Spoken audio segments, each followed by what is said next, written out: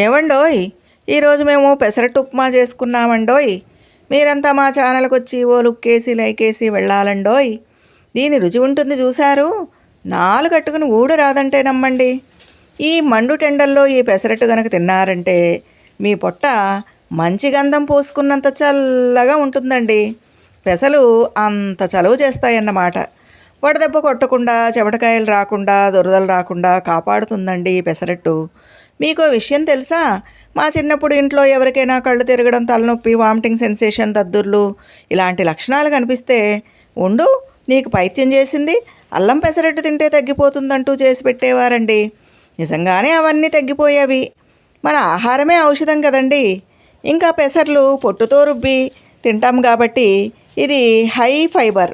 Diabetes ఉన్నవాళ్ళు, బరువు తగ్గాలనుకునే వారికి ఇది బ్రహ్మాండమైన బ్రేక్ఫాస్ట్ అండి. కాకపోతే ఉప్మా లేకుండా తినాలంతే. బీపీని కూడా ఇది కంట్రోల్ చేసేస్తుంది. ఇంకా కళ్ళు, గోళ్ళు, దంతాలు, చిగుళ్ళు, చర్మం, లివర్, జుట్టు, హార్ట్ అన్నిటికీ మంచిదండి. మీకో విషయం తెలుసా అండి? మీ స్కిన్ గనక ఎండ వల్ల ట్యాన్ అయితే పెసరపిండితో రుద్దారంటే పోతుందండోయ్. పుట్టిన పసిపాప దగ్గర నుండి పెళ్లి కూతురు వరకు అందానికి, ఆరోగ్యానికి వాడేది ఈ పెసర్లతో చేసిన సున్నిపిండే కదండి. మీ అసలు వయసు కంటే 10 సంవత్సరాలు చిన్నగా కనపడతారంటండి ఈ పెసర్లు తింటే. ఏమిటో ఎదురుగా కనిపిస్తున్నా కానీ అర్థం చేసుకోరు. ఇంతకీ ఈ పెసరట్టు ఎలా తయారు చేయాలో, దానికి కావలసిన పదార్థాలు ఏంటో, తయారీ విధానం ఏంటో చూసేద్దాం రండి. మరి ఈ పెసరట్టు ఉప్మా కనుక మీకు నచ్చితే లైక్ చేయండి, షేర్ చేయండి, సబ్స్క్రైబ్ చేయండి. దీనికి కావలసిన పదార్థాలు చూడండి.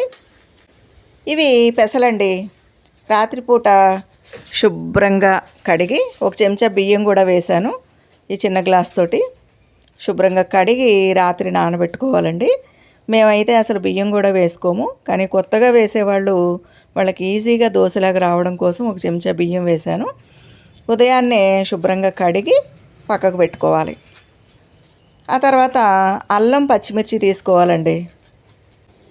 అల్లం పచ్చిమిర్చి కూడా శుభ్రంగా కడిగి మిక్సీ జార్లో వేసుకుని ముందుగా కచ్చా పచ్చ ఇలా గ్రైండ్ చేసుకోవాలి. దాంట్లో ఈ కడిగినటువంటి పెసలు నీళ్లు లేకుండా దాంట్లో వేసుకుని మెత్తగా రుబ్బుకోవాలండి. పిండి మాత్రం చాలా మెత్తగా రుబ్బాలి, ఎందుకంటే మనం పొట్టుతో రుబ్బుతున్నాం కదండి. అందుకని మెత్తగా పేస్ట్ లాగా అయ్యేలాగా రుబ్బుకోవాలి. దాన్ని అంతా ఇలా గిన్నెలోకి తీసుకోవాలి.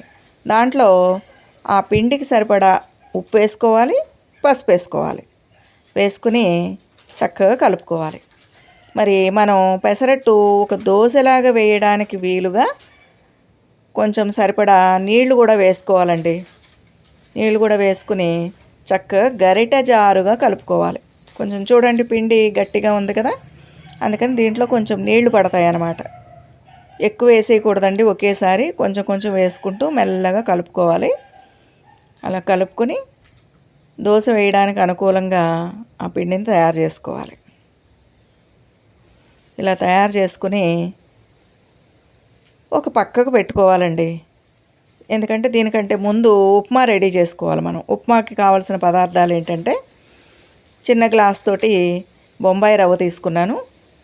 ఇంకా శనగపప్పు తీసుకోవాలి, ఒక చెంచాడు జీడిపప్పు తీసుకోవాలి, ఆవాలు, కరివేపాకు, ఉల్లిపాయలు, పచ్చిమిర్చి, అల్లం, ఇవన్నీ ఉప్మాకి తీసుకోవాలండి. ఒక గ్లాసు రవ్వకి 4 గ్లాసులు వాటర్ పోసుకోవాలండి.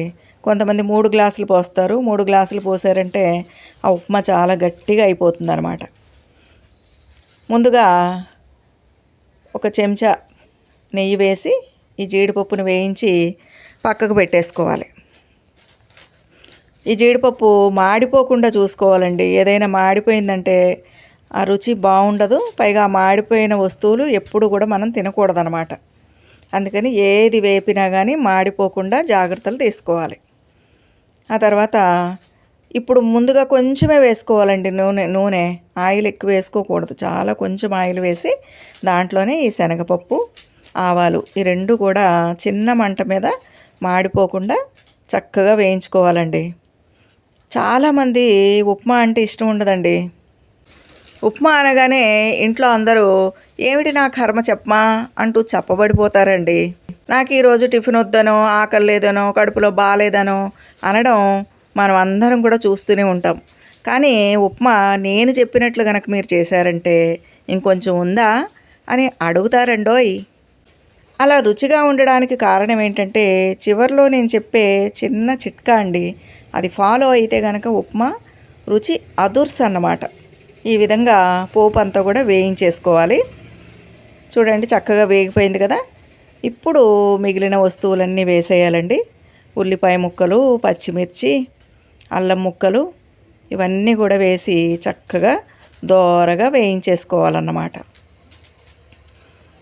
చివరిలో వేసే చిట్కా ఏంటి, చివరిలో నేను ఒక సీక్రెట్ ఇంగ్రీడియంట్ వేస్తానండి.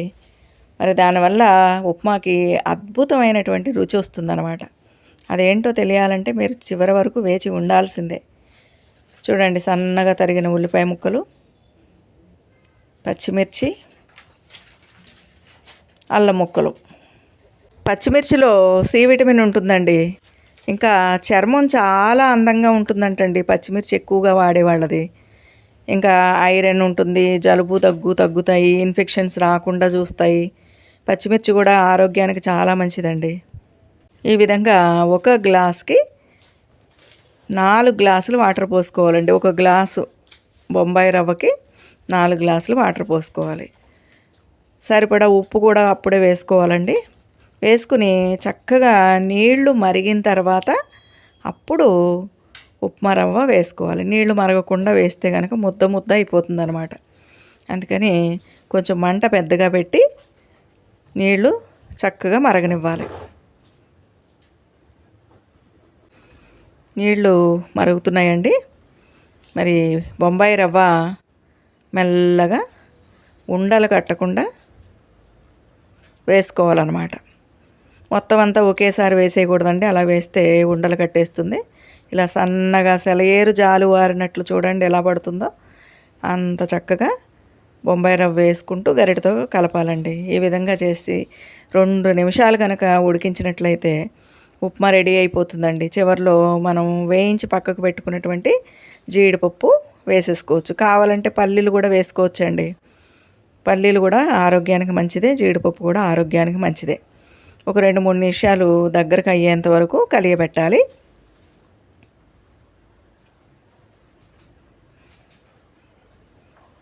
చూసారు కదా, ఇలా 4 గ్లాసులు నీళ్లు పోయడం వల్ల ఉప్మా మరీ బాగా గట్టిగా అయిపోకుండా ఉంటుందన్నమాట. మనం దించేటప్పుడు కూడా కొంచెం జారుగా కలుపుకోవాలండి. పెసరట్టు ఉప్మా అంటే పెసరట్లో ఉప్మా పెడతామంటే అది కొంచెం పలచగానే ఉండాలన్నమాట. మామూలుగా మనం చేసుకునే ఉప్మాలాగా గట్టిగా ఉంటే అది బాగుండదండి. ఇప్పుడు రెడీ అయిపోయింది కదా. ఇప్పుడు స్టవ్ ఆఫ్ చేసేయాలండి. స్టవ్ ఆఫ్ చేసి ఈ వేడి చెయ్యని పచ్చి నూనె వేసి ఉప్మాలో కలపాలండి. వేడి దాని మీద. ఇదేనండి నేను చెప్పే సీక్రెట్.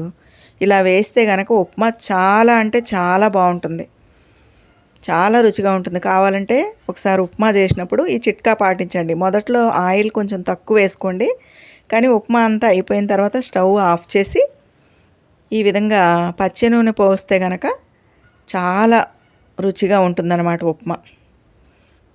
మరి ఉప్మా రెడీ అయిపోయిందండి. ఇప్పుడు పెసరట్టు వేసేసుకుందాం మనం. ఇలా పెనం చక్కగా వేడి చేయాలండి. వేడి చేసిన తర్వాత ఒక నీళ్ళ చుక్క వేసి తుడిచేసి ఇలా వేసుకోవాలండి.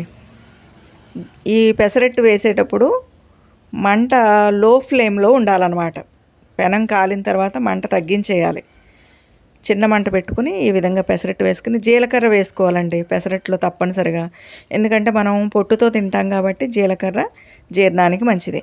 మేమైతే చక్కగా వెన్నతో కాల్చుకుంటామండి. నిన్న నెయ్యి తయారు చేసేసాను కాబట్టి నేను ఇప్పుడు నెయ్యి వేస్తున్నాను, కానీ నిజానికి పెసరట్టు వెన్నతో కాల్చుకుంటేనే చాలా రుచిగా ఉంటుందన్నమాట.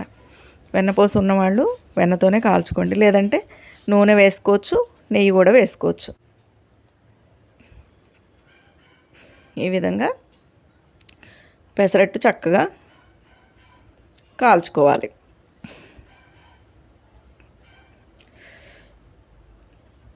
ఇప్పుడు ఇది పూర్తయిన తర్వాత ఈ పెసరట్టు మీద మనం తయారు చేసినటువంటి ఉప్మాను పెట్టాలండి. అప్పుడు పెసరట్టు ఉప్మా ఒక్కటి తింటే సరిపోతుందండి. పెసరట్టు ఉప్మా ఒక్కటి తింటే సరిపోతుంది. దీనికి కాంబినేషన్ ఏంటంటే అల్లం పచ్చడి. నేనేం చేశానంటే ఇంట్లో నిలవ అల్లం పచ్చడి ఉందండి. దాన్ని చక్కగా కొంచెం నీళ్లు పోసి ఒక కప్పులో కొంచెం పచ్చడి వేసి నీళ్లు పోసి నేను కలిపానండి. ఈ పెసరట్టు ఉప్మాలోకి అల్లం పచ్చడి బాగుంటుంది, లేదంటే పుట్నాల పచ్చడి కూడా బాగుంటుంది. ఎక్కువగా అయితే అల్లం పచ్చడితోనే తింటారు. ఈ విధంగా చేసుకుని అల్లం పచ్చడి వేసుకుని తిన్నారంటే చాలా బాగుంటుందండి. ఇది చాలా చాలా చాలా హెల్దీ బ్రేక్ఫాస్ట్ అనమాట. హై ఫైబర్ ఉంటుంది కాబట్టి ఎక్కువ మనం పిల్లలు ఇలాంటి ఆహార పదార్థాలని మనం తినడం అలవాటు చేసుకోవాలి, పిల్లలకు అలవాటు చేయాలండి. ఇంకా ఎండాకాలం కాబట్టి శరీరానికి చాలా చలువ చేస్తుందన్నమాట. చూసారు కదా, ఈ విధంగా పెసరట్టు ఉప్మా తయారు చేసుకోవాలి. వారంలో ఒక్కరోజైనా ఈ పెసరట్టు ఉప్మా తిన్నారంటే ఇంతకుముందు నేను చెప్పిన లాభాలన్నీ వస్తాయండి మీకు. మరి ఈ వీడియో కనుక మీకు నచ్చితే నా ఛానల్కి సబ్స్క్రైబ్ చేయండి, లైక్ చేయండి, షేర్ చేయండి. ఉంటానండి.